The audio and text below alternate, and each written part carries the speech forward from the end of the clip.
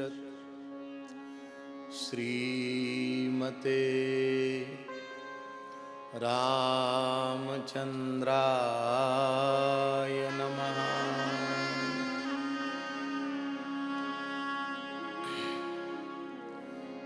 नमस्ते वासुदेवाय नमः संकर्षणाय च प्रद्युम्नाय निरुद्धाय सात्वतां पतये नमः। कृष्णाय वासुदेवाय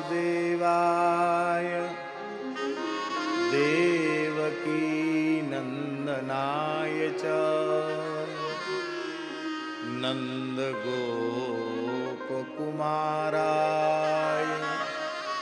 गोविंदाय नमो नमः। नीलाचलनिवासाय नित्याय परमात्मने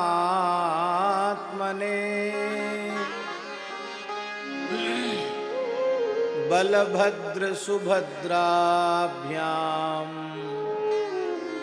जगन्नाथाय ते नमः। भक्त भक्ति भगवंत गुरु चतुर नाम बपुए इनके पद वंदन किए नाशे विघ्न अनेक।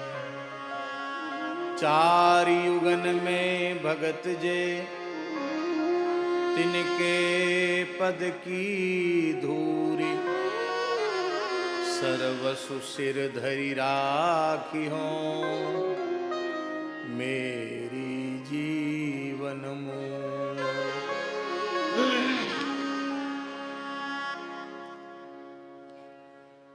श्रीमद्वारिकेश द्वारिकेश द्वारिकेश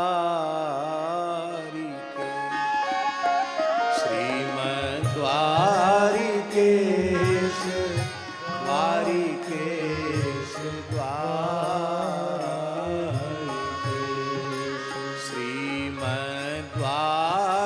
श्रीमद्वारिकेश द्वारिकेश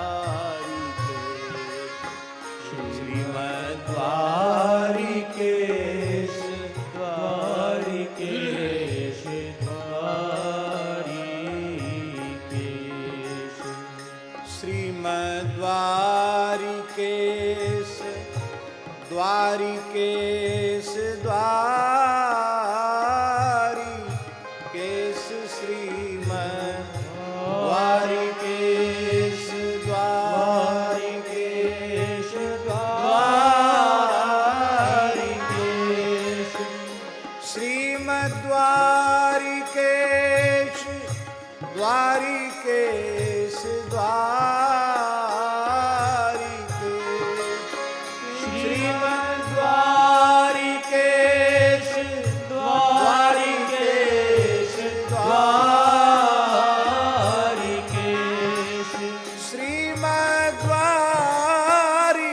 श्रीमद्वारिकेश द्वारिकेश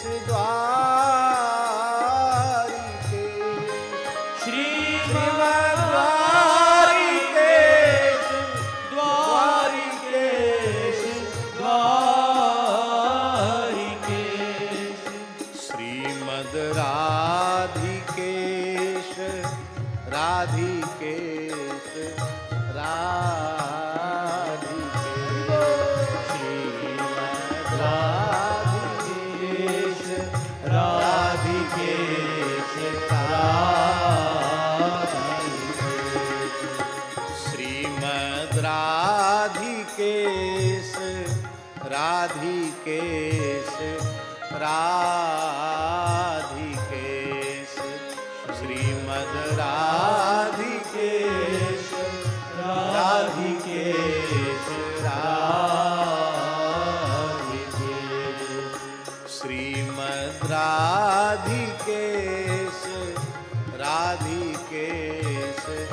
राधिकेश श्रीमद् राधिकेश राधिकेश श्रीमद् जगदीश जगदीश जगदीश श्रीमद् जगदीश जगदीश जगदीश श्रीमद् जगन्नाथ जगन्नाथ जगन्नाथ श्रीमद् जगन्नाथ जगन्नाथ जगन्नाथ श्रीमद् विठ्ठलेश विठ्ठलेश विठ्ठलेश श्रीमद् विठ्ठलेश विठ्ठलेश विठ्ठलेश श्रीमद् वल्लभाधीश वल्लभाधीश वल्लभाधीश श्रीमद् वल्लभाधीश वल्लभाधीश वल्लभाधीश श्रीमद् द्वारिकेश द्वारिकेश द्वारिकेश श्रीमद् द्वारिकेश द्वारिकेश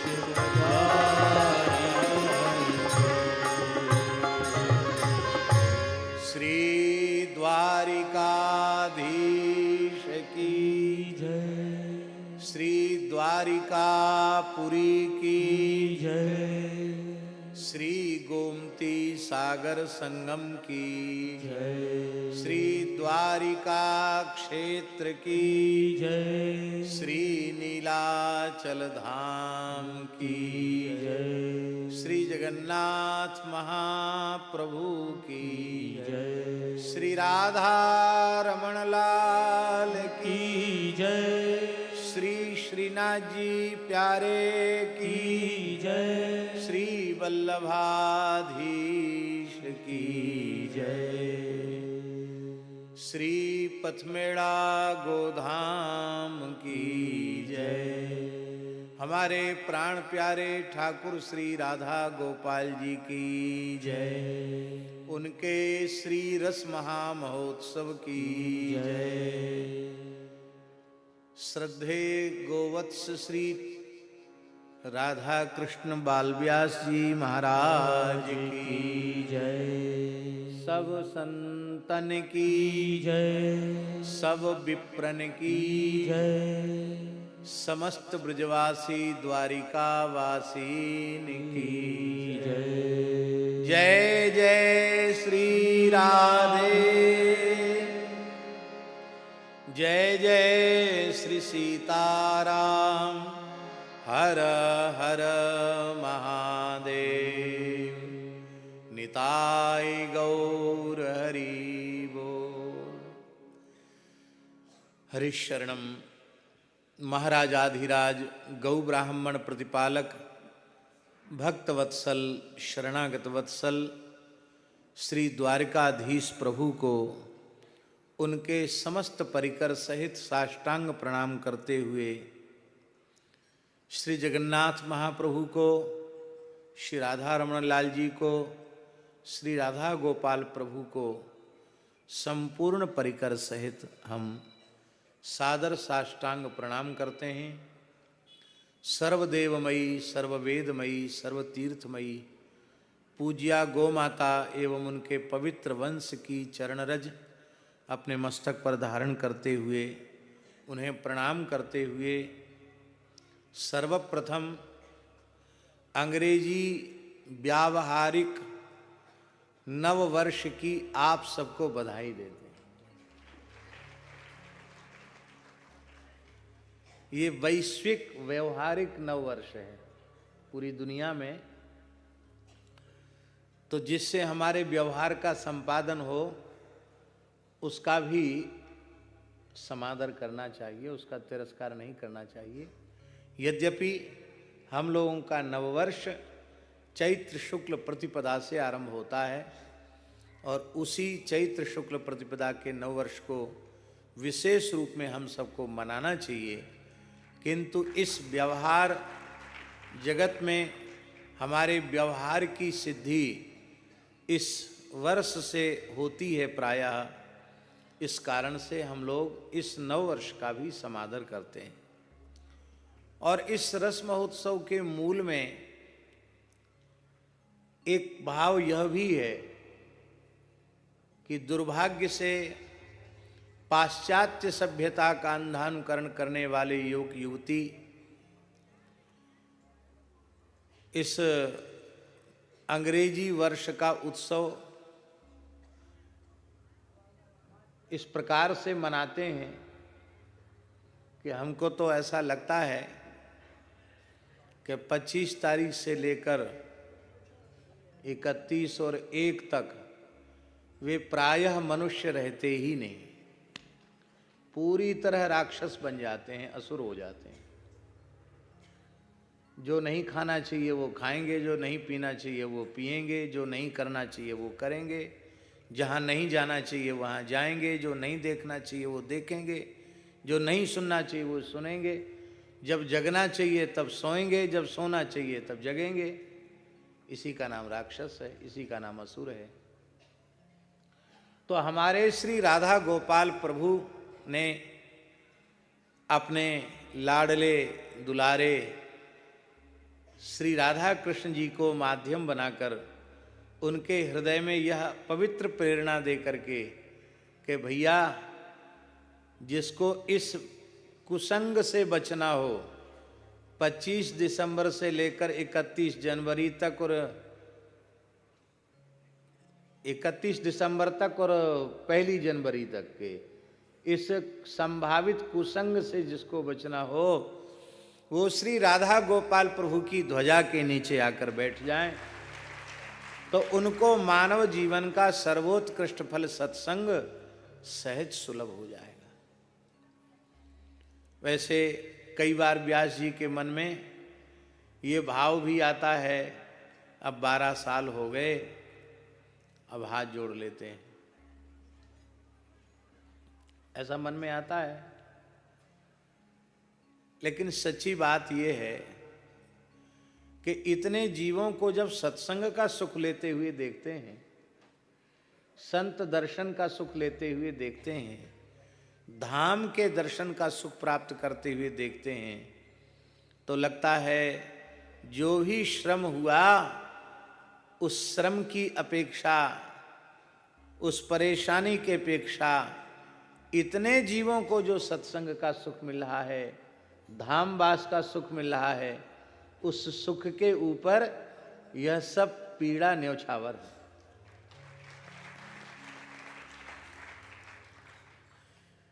हमने इनसे पूछा तो नहीं है, लेकिन हम तो द्वारकाधीश जी से प्रार्थना करते हैं, नई साल की बधाई मिलनी चाहिए कि नहीं। हम तो प्रार्थना करते हैं कि ये रस महोत्सव कभी बंद न हो, ये हमेशा चलता रहे और सभी प्रेमी रसिकजन ऐसे ही रस सिंधु में डूबते रहे। हाँ, क्या कहना। यहाँ व्यास जी सहित जितने लोग विराजमान हैं वे और इस आधुनिक उपकरण के माध्यम से, यंत्र के माध्यम से जो घरों में बैठ बैठ कर सत्संग लाभ ले रहे हैं, वे उन सब के लिए एक बात पक्की हो गई। आप सोचेंगे कौन सी बात पक्की हो गई? गोस्वामी जी, श्री नाभा जी का वचन है, भक्तमाल ग्रंथ में श्री नाभा जी का वचन है और आचार्यों के वचन, भगवत प्राप्त महापुरुषों के वचन उनको पूर्ण करने में भगवान अपनी संपूर्ण भगवत्ता न्यौछावर कर देते हैं। क्योंकि राधा रमणीय वैष्णव प्रियादास जी की पंक्ति है, भक्त बाणी ही सो प्यार है। हमारे श्री ठाकुर जी को सर्वाधिक प्रिय है भक्त बाणी। इतनी प्रिय है भक्त बाणी व्यास जी कि सत्य तो सत्य है ही, भक्त की वाणी से सत्य सहज उद्घाटित होता है। क्योंकि भक्त कहते ही उसको हैं जिसके जीवन में मनवाणी क्रिया से सच्चाई हो। भगवत रसिक जी ने कहा है अपनी वाणी में,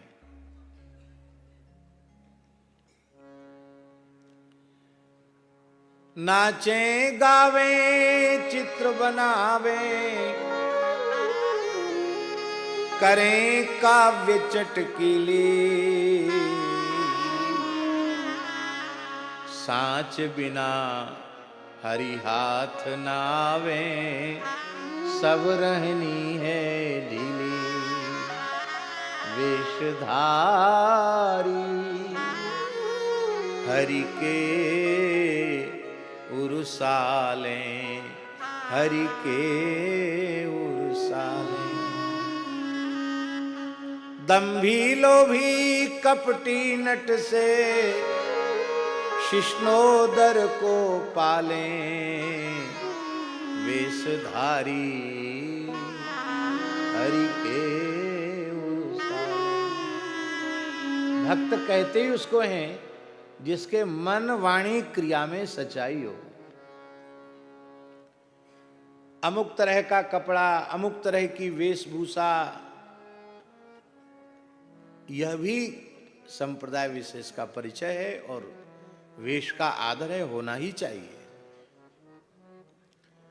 पर साधु असाधु की सबसे सरल परिभाषा है गोसाई जी, मनस्येकम वचस्येकम कर्मण्येकम महात्मनाम, मनस्यन्यत् वचस्यन्यत् कर्मण्यन्यत् दुरात्मनाम। मनवाणी क्रिया में जिनकी एक रूपता हो वे महात्मा, मन में कुछ और है, वाणी में कुछ और है और व्यवहार में कुछ और है, वे दूसरे लोग। तो भक्त के जीवन में सच्चाई होती है, पर कथनचित भक्त वाणी ही सो प्यार है। कथनचित भक्त की वाणी से झूठी बात निकल गई। झूठा बोलने का उसका स्वभाव नहीं है, पर भक्त की वाणी से झूठी बात निकल गई। अब निकल गई तो निकल गई।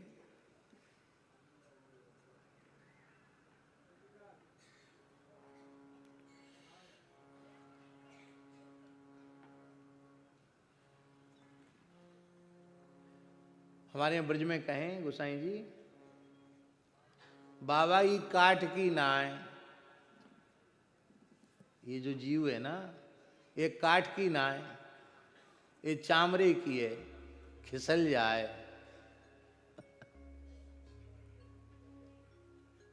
काठ की होती तो कड़क रहती, नरम है ना, खिसल जाए। अब खिसलवे में इतनी खिसल गई कि सत्य की जगह असत्य निकल गया।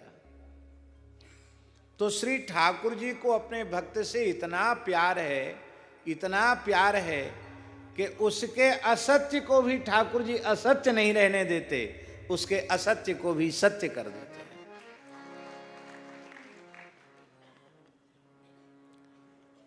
इसीलिए ठाकुर जी अर्जुन से कह रहे हैं व्यास जी, कौन्तेय प्रतिजानी न मे भक्तः प्रणश्यति।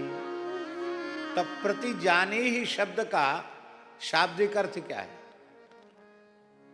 शाब्दिक अर्थ इतना ही है कि हे कौन्तेय, हे कुंती नंदनी अर्जुन, त्वं प्रतिजानी ही, अर्थात त्वं प्रतिज्ञां कुरु न मे भक्तः प्रणश्यति। प्रतिजानी माने तुम प्रतिज्ञा करो कि मेरे भक्त का नाश नहीं होता। अरे भाई, आपके भक्त का नाश नहीं होता, आप प्रतिज्ञा करो।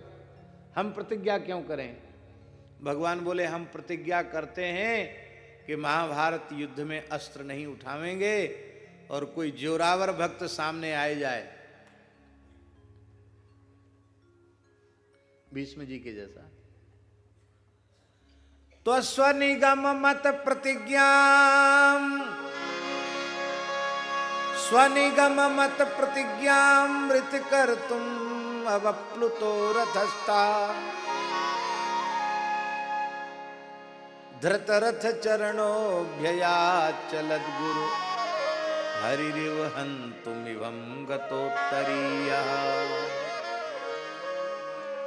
आज जो हरिहीन शस्त्र गहाऊं, तो लाजू गंगा जननी को शांतनु सुत ना कहाऊं। आज जो हरिहीन शस्त्र गहाऊं। और श्री ठाकुर जी को शस्त्र उठाना पड़ा। लोग समझते हैं व्यास जी एक बार, 2 बार अस्त्र उठाना पड़ा। हाँ, 2 बार। एक बात तो आत्त चक्र, चक्र लेकर दौड़े, रथ चक्र को ही चक्र का स्वरूप दे दिया। और एक बार तो ठाकुर जी सारथी के आसन से कूद पड़े और चाबुक लेकर के भीष्म जी के ऊपर दौड़े। आप महाभारत ग्रंथ को उठाकर देखिए। और भगवान ने कहा आज ही भीष्म के सहित में समस्त कौरवों का नाश करके आज ही युधिष्ठिर को धर्मराज चक्रवर्ती सम्राट के पद पर मैं अभिषिक्त करता हूं, देखता हूं कौन मुझे रोकता है। जब अर्जुन ने धनुष रख दिया, बोले प्रभु ये भीष्म कालाग्नि बन करके पांडवों के सैन्य समूह को, पांडवों को सूखे जंगल के समान जला रहे हैं, अब मैं सक्षम नहीं हूं इनसे लड़ने में। तब भगवान जब अर्जुन ने चरण पकड़े तो आर्तत्राण परायण श्री कृष्ण, शरणागत वत्सल श्री कृष्ण, भक्त वत्सल श्री कृष्ण चाबुक लेकर दौड़ पड़े। भीष्म जी मुस्कुराए, अर्जुन ने चरण पकड़ ले, बोले प्रभु मैं फिर पुरुषार्थ करूंगा, आप आसन पर विराजिए।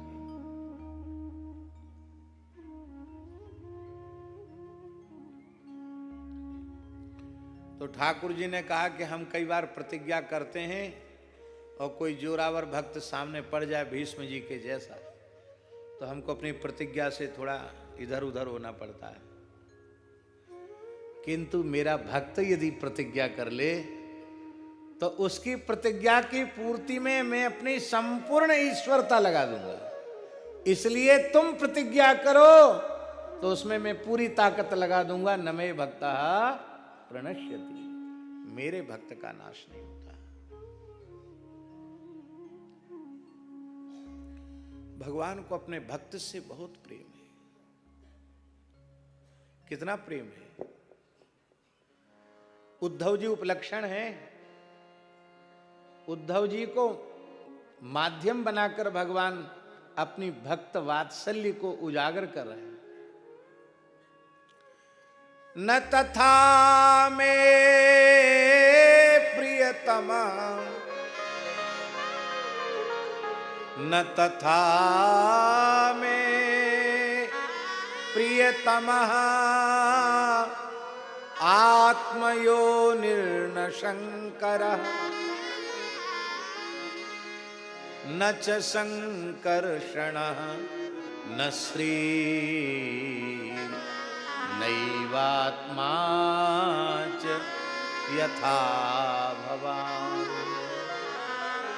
हे उद्धव, तुम मुझे जितने प्रिय हो, मुझे अपने पुत्र ब्रह्मा जी उतने प्रिय नहीं है, मुझे अपने पौत्र शिव जी उतने प्रिय नहीं है, मुझे अपने बड़े भैया दाऊ दादा उतने प्रिय नहीं है, मुझे अपनी गृहिणी रुक्मिणी उतनी प्रिय नहीं है, मुझे अपना सच्चिदानंदमय श्रीअंग उतना प्रिय नहीं है, मुझे अपने प्राण उतने प्रिय नहीं है जितने प्रिय मुझे मेरे भक्त हैं। जितने प्रिय तुम मुझे हो, तुम माने भक्त मुझे जितने प्रिय हैं।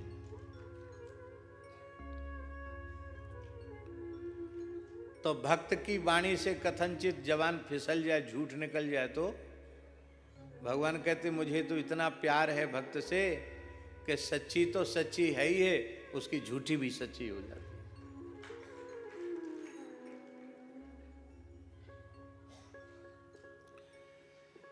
दारमयी तरवार सार में रची भुवन की, देवाहित सित केस प्रतिज्ञा राखी जन की। आहा, उदयपुर महाराणा के सेनापति भुवन सिंह चौहान, उनकी माता श्री हरिवंश महाप्रभु के पुत्र बंचन जी की शिष्या थी। उनकी माता राधावल्ली वे विष्णु थे और वो सेनापति थे। क्षत्रिय पना था, खान पान भी रजोगुणी तमोगुणी था। एक दिन शिकार खेल के आए, बहुत संक्षेप में बता रहे हैं। अपने धनुष बाण तरकस को टांग दिया, तरकस की डोरी चूहा खा गया, चूहे ने कुतर दी, चमड़े की डोरी थी, तरकस नीचे गिरा, विष में बुझे हुए तीखे बाण नीचे पड़े थे, अंधेरा था। भुवन सिंह उठे, उनके पैर के तलवे में वो बाण की नोक चुभ गई, खून निकल आया। उसमें जहर होता है, उससे जहर चढ़ गया तो चीखने चिल्लाने लगा। और उनकी माता बैठकर माला जप रही थी, भजन कर रही थी। तो माता ने कहा बहुत अच्छा हुआ, तू मरा क्यों नहीं, मर जाता तो ठीक था। माताएं ऐसा बोलती हैं कई बार, पर वो यहां से नहीं बोलती है, वो यहां से बोलती है, उसमें भी वात्सल्य होता है। उनको बड़ा खराब लगा, तू मेरी मां होकर ऐसा बोल रही है। हाँ,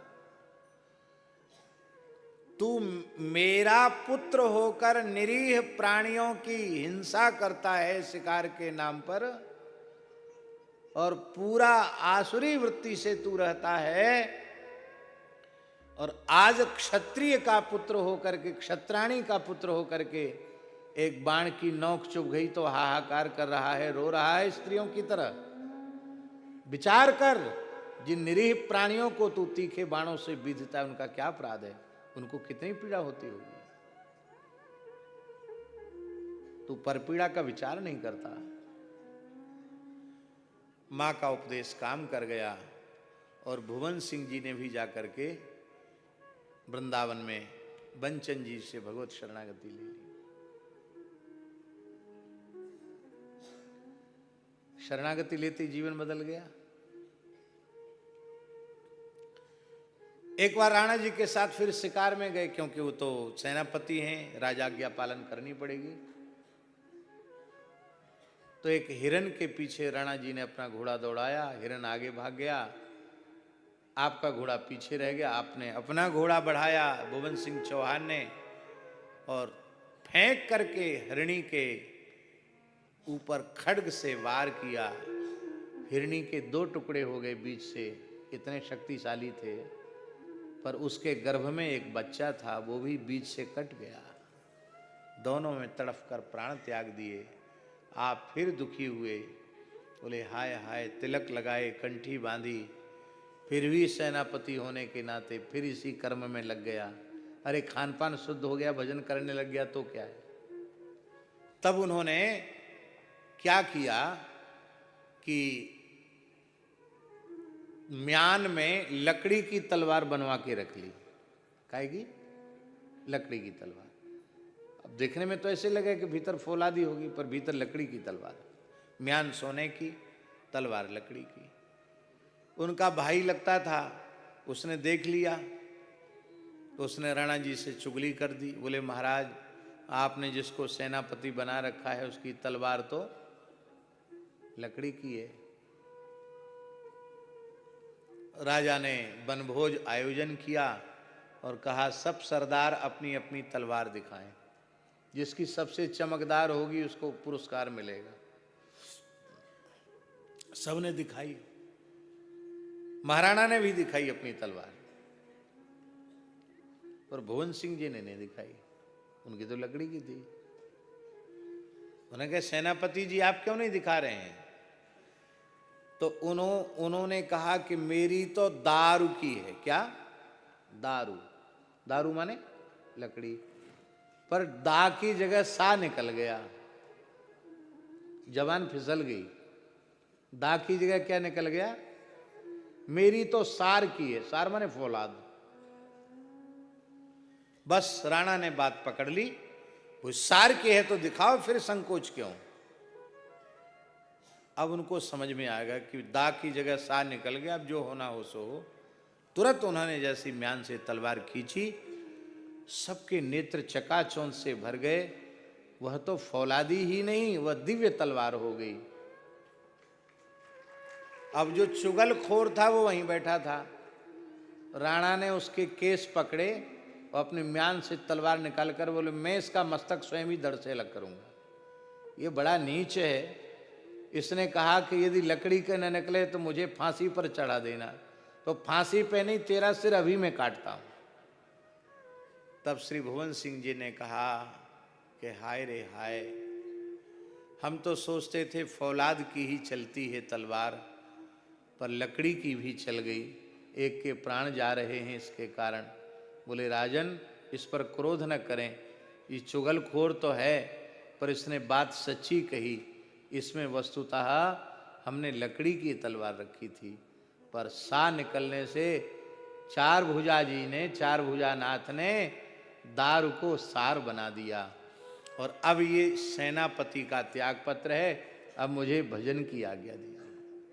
तो बोले हम स्वयं आपका आकर दर्शन किया करेंगे। भक्त वाणी ही सो प्यार है। तो नाभाजी भक्त हैं, और नाभाजी की ये वाणी है क्या? भक्त दाम संग्रह करे, कथन श्रवण अनुमोद, सो प्रभु प्यारो पुत्र ज्यों बैठे श्री हरि की गोद। सो प्रभु प्यारो पुत्र ज्यों बैठे श्री हरि की गोद। ध्यान में आ गई? जितने लोग बैठे हैं ना, सबको भगवान की गोद पक्की हो गई द्वारिका में।